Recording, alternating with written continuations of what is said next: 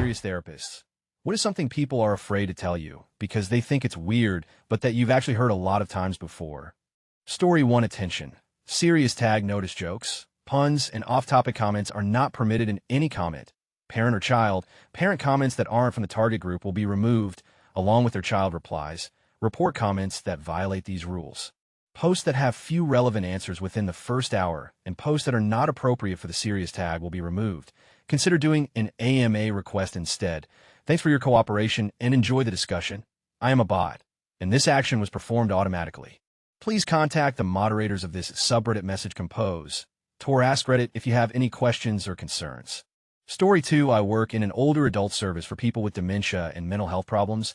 I see a lot of family members carers feeling ashamed of the fact that they are finding it incredibly difficult to care for someone that has dementia or a chronic mental health problem. Carer burnout is a real issue, and people need to know that it's not easy to see someone you love struggling every day or slowly fading away month by month. Carers and family members desperately need time for themselves and need to know that it's okay to feel the way that they do. No one is superhuman, and we all have our own needs. It's why we have therapy groups for carers. It's okay to struggle to look after someone, and you should in no way feel ashamed of having those feelings. Edit, I am overwhelmed in the best way by all the people sharing their stories and relating to this. You are all amazing, and I'm sorry I can't reply to all of your comments. Stay blessed. Story 3. Unwanted intrusive thoughts are normal and do not mean you're a bad person, yes. Even intrusions of religious moral themes. By definition, these are thoughts that are unwanted BC. They go against your own values and highlight what you don't want to do, e.g., a religious person having unwanted blasphemous images pop into their mind, or a new parent having unwanted thoughts about their new baby. However normal these thoughts are over 90% of the population. The moral nature of these thoughts mean that often people experience a lot of shame and take many years before they first tell someone about them. Edit, because this is getting more visibility that I realize the occurrence of these thought image surges are normal. The best way to manage them is to accept that they're a normal, albeit unpleasant brain process, and a sign of the opposite of who you are, and are therefore unlikely to ever do. Let the thought run its course in the background while you bring your attention back to insert something you can see, feel, heart, taste, to touch. I usually say something like, okay, mind. Thanks for that, mind. I'm going to get back to washing the dishes and the sound sensation of the water while you ponder all the nasties. Carry on. I literally say it to myself with a slightly amused tone, BC. I'm always genuinely amused at all the wild stuff my brain can produce. Story 4. That they hear voices. I've found that a lot of people aren't familiar with their own internal dialogue or self-talk, and that this is typically normal internal processing. A lot of people think that they are hearing voices and hallucinating. There are some pretty simple questions we can ask to determine if it's hallucinating or just internal dialogue. And most often it's the latter. And I want to clarify that not everyone has an internal voice. Some have none at all. Some have more of a system of thoughts that aren't verbal, feelings, or images. That's normal too. Edit 2. Thank you for the awards. I don't think I've ever had feedback like that. Phew.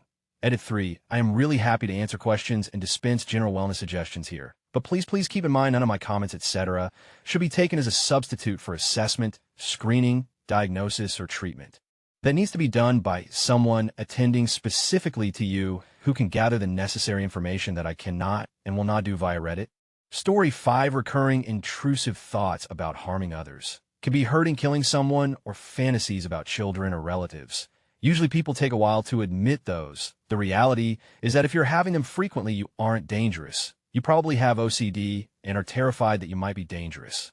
Story 6. Clients become quite fearful of admitting that they weren't successful since the last time they had a session. This could include not succeeding in using a coping skill that they're learning about, or not being able to complete a homework assignment I gave them. Humans aren't robots, and therapy is a lot of work. That being said, I don't expect people to be perfect as they start to work on themselves in a positive way. It takes time to really commit to change, especially in relation to trauma or conflicted views that an individual holds. I feel as if the client doesn't want to let me down as their therapist, but these failure events are just as important to talk about as successful moments. Story 7. I do a lot of trauma work. Many people who have experienced molestation or assault feel ashamed and confused because their bodies responded. Having an erection lubrication, or even it does not mean you wanted the contact, and it is still assault. Clients often hold a lot of shame and confusion about this. They wonder if it means they wanted it or if there's something wrong with them. It is a tough thing to work through. Because of this, assault is assault. Sometimes human bodies respond to touch, even when we don't want that touch. Edited to say, wow. Thank for the awards and likes. I hope that anyone reading this who is struggling with feeling weird about their reactions to rape, assault, and wanted touch feels reassured. I also hope you find a good therapist or a good friend to talk to about this. It is one part of your life story, but it isn't the story of you. You get to craft the narrative of your life. Maybe this is a chapter in that story, but it is not the whole thing. Trauma is a thing we experience. It doesn't get to define who we are. Story 8: Psychologist in the U.S. To name a few: compulsive masturbation, fears of being a pedophile rapist. This is a common OCD fear. Hoarding, performance difficulties, history of abuse or assault. Unfortunately, it is very common. Drug use, amount of money spent on various things, having an ASD diagnosis, going back to an abusive relationship, staying in an abusive relationship, grieving years and years after a loss, self-harm of all sorts, wanting to abandon their current lifestyle, for example, to have more, to escape, responsibility or expectations, history of gang violence, crime, their sexuality or asexuality, gender identity, the impact of racism, racial trauma, paranoia, hallucinations, feeling uncomfortable in therapy, not believing in therapy, difficulty trusting a therapist, fear of psychiatric medication, fear of doctors in general. I was surprised to see suicidal ideation on others' responses. Most of my clients seem to talk very openly about suicidal thoughts and urges from the start of therapy, which I think is super healthy. I think that most of the people I've worked with had SI current or history. As weird as it may seem, I can't imagine what a life without any thoughts about suicide would even look like at this point. I don't recall a time a patient said something in therapy and I was shocked or even thought, oh, that's new. An IMO, if you surprise your therapist, that is okay. I wonder if we asked Reddit, what are you afraid to tell anyone, even a therapist, because you think it is weird? How many people would see that they aren't that weird at all? Story 9: Intrusive thoughts about with family members or in their mind. Nymphomania as a result of childhood trauma and adult. Hypersexuality isn't often discussed as one of the PTSD symptoms, so people walk around with so much shame about it. Edit: wow, I just looked at the upvotes and awards and want to say thanks, but truly the best thanks is to help raise more awareness and reduce social stigma, so more people feel comfortable seeking help. Easier said than done, obviously, but it is also why I share my own experience. Story 10: A common one in the time I was a therapist was simply, I don't know. You'd be surprised how reluctant people are to admit that they don't know why they're feeling how they are, but that's exactly why am not a therapist anymore sat there with me, so we could figure out why together. It always put me in mind of a line from America by Simon and Garfunkel. Kathy, am lost, I said, though I knew she was sleeping, am empty and aching, and I don't know why. Story 11: OCD gets misunderstood a lot. It's not just having a clean house or liking things to be organized. Common intrusive thoughts can include violent thoughts of harming children and other loved ones, intrusive thoughts of molesting children, fear of being a serial killer, etc.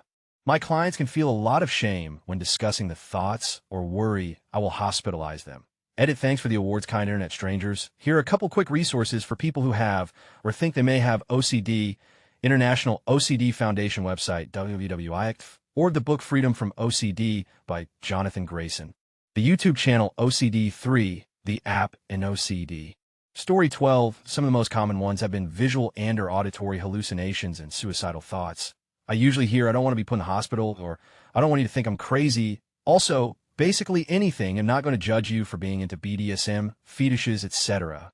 Honestly, I've probably heard it before, and am not here to judge you. Same goes with any non-consensual experiences, especially if we're working through trauma. Story 13: Psychologist here. Basically anything having to do with, there's so much shame, abuse, fantasies and fetishes, erectile dysfunction, infidelity, becoming assertive. I've been told that I have a good psychologist face. I try not to have a strong reaction to normalize the discussion. With adolescents, they're extremely anxious to tell me if they've relapsed or aren't doing well. They cut one night or they were suicidal. They're having a lot of negative self-talk or panic attacks. They'll come in pretending everything is okay. It's usually in the last 10 to 15 minutes that they'll say something. They'll reveal that they worried they'd let me down, that I'd be disappointed in them. It usually turns into a discussion about policing other people's feelings and tolerating emotions. I explain that I care about their well-being, and it's my job to monitor my emotions and reactions, not their role. I'd say a common one is believing that there's something innately, irreparably wrong with them that makes them unable to ever truly fit in. For a lot of people, it's such a deeply ingrained belief that it can be extremely painful to acknowledge or express. regardless of the level of personal success in their lives. Story 14. Two topics come up with regularity when someone discloses to me that they were abused as a kid, and/or when someone is experiencing suicidal ideation. Both are something I hear from clients every single day, and so I don't find it weird at all. But when I have someone in front of me who's talking about it for the first time, I know it's important to validate the fact that even though I might be talking about this for like the fifth time that day, they have never talked about this ever and are in need of gentle care to feel safe.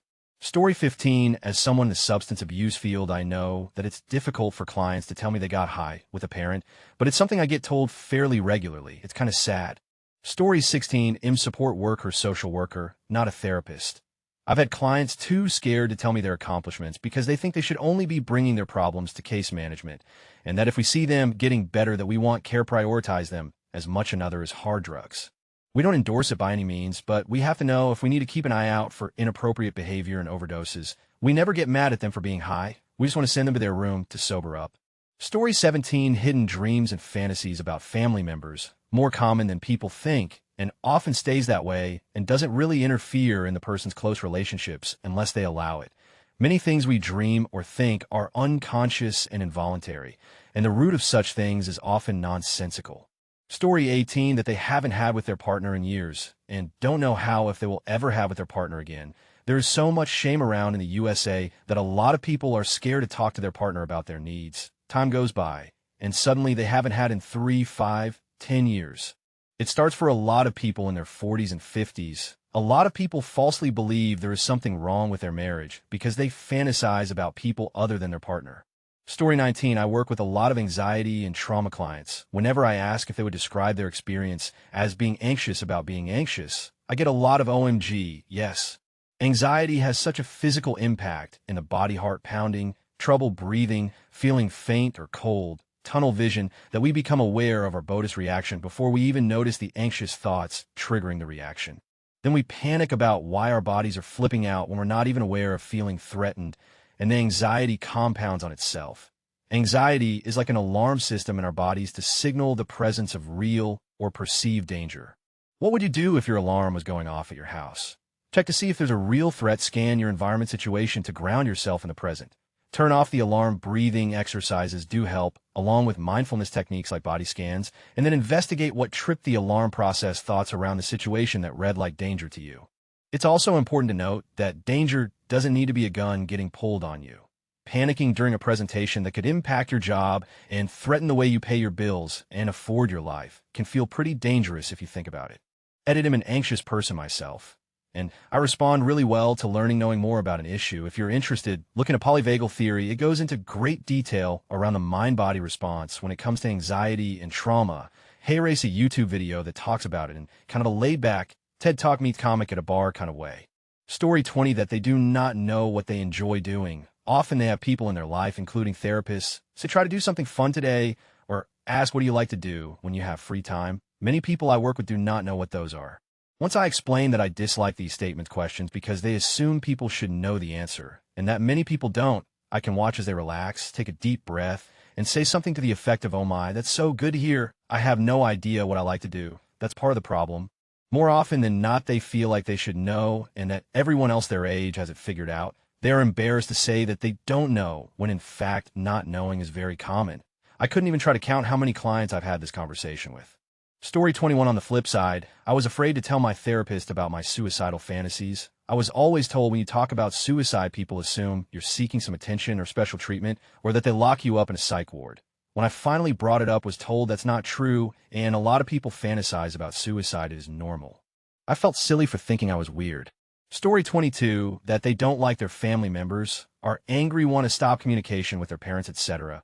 I work in a country which is more culturally collectivist, so not wanting anything to do with your parents makes you in the current cultural sense. We deal with this almost on a daily basis. There is deep and profound shame in this, and when we find that line of, oh, it might be that your parents are toxic to your mental, being trigger, your trauma, many of my clients actually get visibly angry with me. Cultural psychology is so important because when I first moved here, I had my American European hat on. Oh boy, did I need to adjust. Editim in Ukraina. Story 23. Women often feel really ashamed when they tell me they are burnt out on being a parent or that they never want to have kids. I wish all of them knew how common this thought is. Story 24, the amount of people I see who feel like they should be grieving a certain way and are afraid that they must not have loved someone or must not have cared. People grieve in all sorts of ways. The 5 stages of grief are bullshit. I was consulting with another clinician who was seeing a couple whose daughter had died. The wife was convinced that the husband must not have cared about her because he wasn't grieving out loud. In reality, while she had been going to support groups and outwardly expressing, he had been continuing to work in a garden that him and his daughter had kept when she was alive, using that time to process and grieve as he did. Both were perfectly fine ways of grieving. However, it is expected that one's grief is more than the other. They both ended up working it out, however, he driving her and others to their weekly support group. Her attempted to work in the garden with him on the condition that they didn't talk. Really sweet. To that same extent, the amount of people who are unaware of their own emotions and emotional process is astounding. So many people feel only angry or happy and worry something must be wrong with them otherwise. Normalizing feeling the whole gamut is just as important. Recognizing what we're feeling as well as what it feels like in our body when we're feeling is incredibly helpful for understanding how we process and feel. As a whole, how we treat emotions as a society is thanks for coming to my TED Talk, edit gamut, not gambit. Story 25, being tired of being a mother. There's this social thing of loving your kids, and this should be the first thing in your life, but having a child is messy and a real hard work. It is normal to just want to take a break once in a while from all of that responsibility. Story 26, I'm usually more afraid that I'm boring them. Oh, you have anxiety about your normal job and normal family, and we've been talking about it for a year now. Let's party, L. Story 27, I'm beginning to focus on people experiencing prolonged grief. It's kind of cute when people come in and say I'm ashamed to admit that I still cry every day 5 years after my mom's death. That's why you're here, to seek support for your grief. Then there's anything and everything related to. I had a patient who contracted a serious STD and didn't tell me for 2 months because they thought I'd be grossed out. Edit, some people are taking issue with my use of the word cute. I'm not saying their grieving is cute, but the embarrassment. It's cute in the way watching a child learn a new skill is cute. The patient is learning how to grieve, and the way one fumbles through that exploration can be rather endearing. Story 28, intrusive thoughts. Nearly everyone has thoughts about pushing the old lady onto the subway train, swerving into opposing traffic, or stabbing their loved one in the stomach while cooking dinner with them. Some folks, however, take these thoughts very serious that believe that they might act them out. It's called thought-action fusion. Most of us are able to brush them off, though. Story 29, I have heard some variant of this is probably weird, but I feel if I am my true self around others, then they want like me more times than I can count. As I explore the formative situations to this belief alongside my clients, it definitely pulls at my heartstrings. Story 30, licensed professional counselor here. Pretty much everything, but a common one is secret feelings, secret resentment toward the spouse, or the difficulties of being a parent, lost attraction in a spouse, private daydreams and fantasies. Seems like every time someone tells me I have this really weird daydream I'm always having, they then tell me their variation of the suffering martyr daydream. So common, it has a name. Story 31, hello. Therapist here. There's several one, speaking to their departed loved ones. Thankfully, theories now support this and don't consider it to be a sign they're not moving on with their lives. I encourage my clients to explore the continuation of their relationships with the deceased. 2 small ways they've made progress in the week. I know this isn't technically weird, but my clients sometimes don't want to tell me this, either because they fear I'd turn around and say they don't need therapy anymore, or because I might find the progress unnoteworthy, both of which are totally untrue. 3, that they're having bizarre, intrusive thoughts of hurting themselves, others, fantasies, and so on. As a therapist, I'm trained to appreciate the whole world that lies between thoughts and action, and all it really proves is that we have an imagination. It's highly unlikely you'll need to break confidentiality and won't call the police immediately for related things in general. Eventually, we'll talk about, and they'll see a weight lifted off their shoulders for how unfazed I am by their apparently weird life. Honestly, it's rarely that weird, and we all have kinks. Life is fruitful. There's no need to be ashamed that they resent parenthood. Story 32, I used to work in a religiously conservative area of the country a few years back. It's routine to ask about sexuality during intake. The number of patients admitting to suffer from addiction was quite high. On further questioning, this usually meant masturbating once a week. Other ones I could name are intrusive thoughts like suddenly thinking about turning the wheel into oncoming traffic and fear of being crazy after experiencing a panic attack. Or mistaken belief. Psychological disorders are rare, and must mean something is horribly wrong with someone's character. Story 33, this happened only with men. They think that they're a monster and a weirdo for sexualizing someone, but that's what literally almost everyone does. Edit, yes, it's mostly weird, but it happens a lot. But some of these men have mental disorders, and I feel bad for them because they feel bad about themselves. Story 34, basically everything. We're all pretty normal at the end of the day, and most people would do and think similarly in similar situations. The big one is catastrophic thoughts, essentially those voices, thoughts, etc. in our head that spin out of control and tell us all the ways our lives will catastrophically fail. Story 35, health concerns. Clients are always hesitant to bring these up because of stigma and shame, but oh man, are they common. I'll try my very best for this. I'm learning English. I'm an educated psychologist in a rural school of Latin. Hear lots of people is ashmed or afraid with getting married. I mean to live with other people. No problem with teens over 20 years old, but there are older people saying I prefer to live alone instead, living with my family. And when I say alone, I mean very alone. Over 10K people here where I am, in Eve, just met less than 10 old people living with someone else. Story 36, PhD in clinical psychology here. Just to name a few. One, they had semi-encounters with their siblings, same or opposite, when they were 6 to 12 years old. 2, that they don't like insert annoying thing here about their partner spouse. This typically happens within a mostly good relationship where it's like, I love my husband, he's a great guy, insert 10 other good qualities, but I hate that he's drinking, not spending time with me, not spending time with the kids, is messy, etc. 3, for both sexes that they like really like it, for that they're kinky. 5, that despite stating they're straight and possible being heteromarried, that they're not straight. 6, that they're really afraid that no one likes them. 7, anything at all about, they're afraid of upsetting someone, they're worried about orgasms, they're worried the other person won't understand their preferences. Kinks. 8, that they've thought about suicide but wouldn't actually do it. 9, that they've thought about suicide and had actually considered it. 10, that they feel like they're living their lives out of duty to society, to their parents, to their partner, to their kids, and they hate it. I could go on and on and on and on. Feel free to message me if you've got one you'd like validated. Story 37, not exactly an answer to this question, but something that I think is really important to this thread is talking about how they feel about me. I do my best to check in regularly about how clients feel about me, how I'm doing as a therapist, whether they're getting what they need, etc. It's really important to know, for the wellness of clients, whether they're getting their needs met.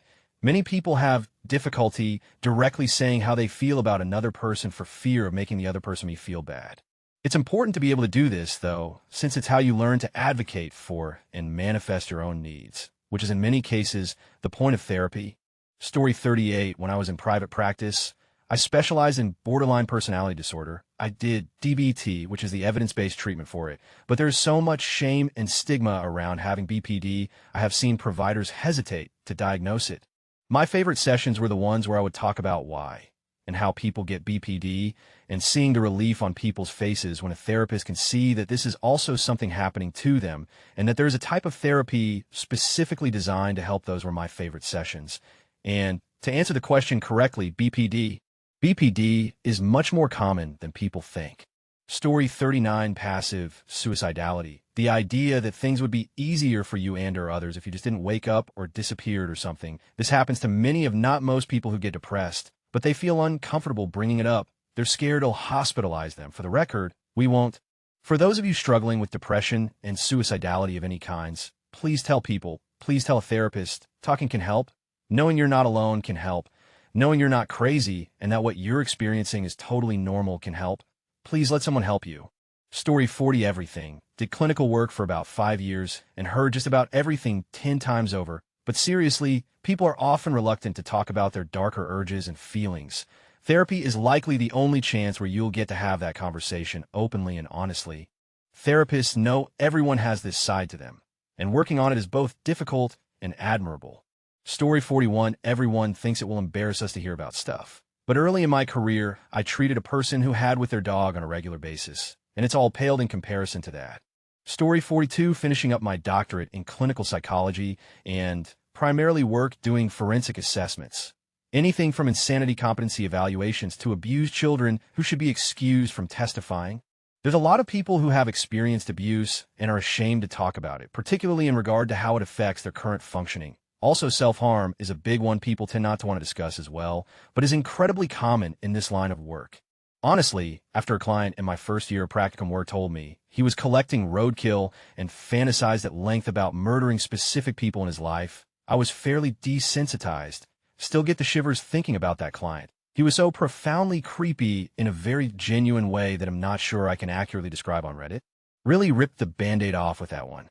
Story 43, I'm doing my internship, so not a therapist yet, and I couldn't believe how many people admitted to being chronic nose pickers, and no, I do not work with children. Edit to fix typo. Edit to add a chronic nose picker will be someone who's digging so deep they chronic nose bleeds. Some of them even had cartilage torn inside their nose. Not your average little pick here and there when the Kleenex isn't good enough. Story 44, it sounds vague, but just facing themselves, their negative sides, acknowledging that whatever dark thoughts or perceptions of themselves seems to make them real. Not the case, of course, BC, we are not our best or worst selves, but we explore those boundaries in our heads for sure. Story 45, OCD-related obsessions about harming their children and pedophilic obsessions. But I'm a specialist in OCD, so I hear a lot of things people would think are awful, but are really just symptoms affecting good people. Story 46, can I just say, to the therapists who have posted on this thread, thank you so much for taking time to share all of this. It sure has helped a lot of people. Story 47, so many things, all very subjective, but mostly something that makes them feel like they're abnormal in some way. Creepy, unsuccessful, failures, different things make people feel that way, and it's always hard to admit. It takes a lot of courage to be open and honest in therapy, and I value that bravery and their risk-taking every time. Story 48, I have an interesting therapy experience. I'm a massage therapist. Muscles need therapy. I massage a lot of nurses, medical and educational for the most part. People release a lot once you calm their bodies down, a lot talk of burnout and giving up. A lot of people cry. It really feels good to help people like that. They say so much to me 'cause I'm quiet. And just listen, I suspect people don't really think massage therapy is a mental therapy, but I always have. Story 49, therapist here, your fantasies are normal. No matter what you fantasize about, you're not the only one, and it's probably way more common than you realize. A huge part of my work is helping people normalize their sexuality and desires. Don't be afraid to talk about it. I've heard it all. Husbands abusing their wives. It's heartbreaking every time I have to explain to my clients their husband's actions are textbook assault. Story 50, a lot, and I mean a lot, of people who experienced abuse feel very guilty for a myriad of reasons that are not their fault. 1. Guilty for attracting the attention. 2. Guilty for not speaking up. 3. Guilty for enjoying being seen by someone. 4. Guilty for having any sort of pleasure from their abuse. All those feelings are common and addressed in therapy, but it is so hard for people to discuss it. Story 51, many of my clients lived through severe childhood trauma and neglect. They had no one to model or explain healthy emotions or to show them appropriate ways to react to stress, fear, anger, etc. Most often they'll describe a completely normal reaction to a stressor and then follow that up with, I don't know if that's normal. These are adults who were exposed to so much dysfunction during their formative years that they don't know whether it's normal to cry when they're anxious or afraid, feel angry when their boundaries have been violated, etc. Story 52, intrusive and sometimes violent thoughts. I hear all the time that people will get flashes of a thought of driving off the road, for example. It's actually fairly common and isn't always linked to suicidal ideation. Another big one that people are really embarrassed to talk about is the decline in hygiene and self-care that happens with some mental illnesses, depression in particular. Story 53, I'm a therapist.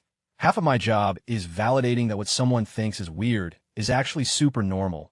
I actually keep gold star stickers in my desk, and if I haven't heard something before, my client gets a sticker. I've given out 2. Some examples: rape fantasies, erectile dysfunction, fetishes, paying for, squirting, lower desire in men, higher desire in women. The list goes on and on.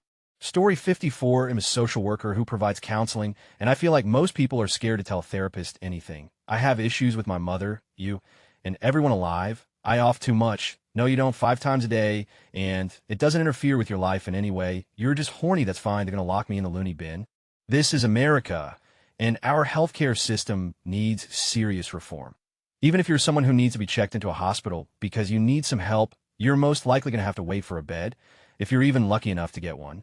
Story 55, 1. Gay thoughts. 2. Abuse. 3. Racism. Edit. I have gotten requests to open these 3 thoughts, so the following is just that. 1. Gay thoughts are natural. The problem is what is socially acceptable to express and what isn't. It is socially acceptable for 2 women to kiss, but not 2 men. Many times I have to talk with male clients about being comfortable in their skin and talking about the attractiveness of human beings. The curvature of a woman's body is lovely. A strong jawline is extremely attractive. It's okay to find someone of the same attractive. More than likely, when you talk about it, you can move on from it too. Many clients talk to me about abuse, as I'm a trauma therapist by nature. I will keep this short and sweet. If you have trauma and you're looking to get over it, you need to answer one question: what would my life be like if I absolved myself of all my trauma? I try to help most of my clients understand the abuse they suffered was not their fault. In short, hurt people. 3. Racism is a very twisted and toxic thought process. It's essentially saying because I look a certain way, I am superior. Many of the clients I work with talk about race for one reason or another because, like it or not, we are all impacted by race. Racism was and still is a vital part of the American society. With my white clients, the questions are something like, is this racist? Have I been racist to you? Am I a bad person for thinking this? Am I racist? How do I not be racist? The answer to these is, yes, you're 100% racist. The structure of America is set up in a way that benefits white skin in particular. This is how the systemic racism works. On top of this, you need to realize racism has been around for over 400 years. It's not going to just magically go away because of 60 years of civil rights movements. However, in my view, the problem is many white people think being racist means they are bad people. This is false. Being racist doesn't mean you're a bad person. It means you lack the insight to have empathy for a race other than your own. That's okay. Usually that is solved by just getting to know more people of the race you lack empathy towards. Many of my white clients who are racist towards black people get off easy because I myself am black. I make a good starting point for them. Story 56: Side effects of medication. Losing your drive is a common effect of SSRIs, and when I meet with patients after they've been prescribed, they'll ask about whether they've noticed a difference. Often they have, but are worried about telling their prescriber. I will advocate for them to do so, and it is usually a positive experience for them. I treat veterans with PTSD. I quite often have people who are hesitant to disclose that they killed someone, even though it is obviously a super common story in the context of my job. Story 57: People seem to think most people have a myriad of friends. This simply isn't true. Most people have 1 to 2 friends. Another one is erectile dysfunction. It's really common in all ages. People tend to think it's only common for older men. Also, people thinking they're the exception or different from everyone else in any number of ways. E.g., the only person that has stayed in their marriage after an affair. The only person that gets anxiety over small things. The only one that can't handle the stress of the pandemic, etc. The relief I see on people's faces when I assure them they're normal will never get old.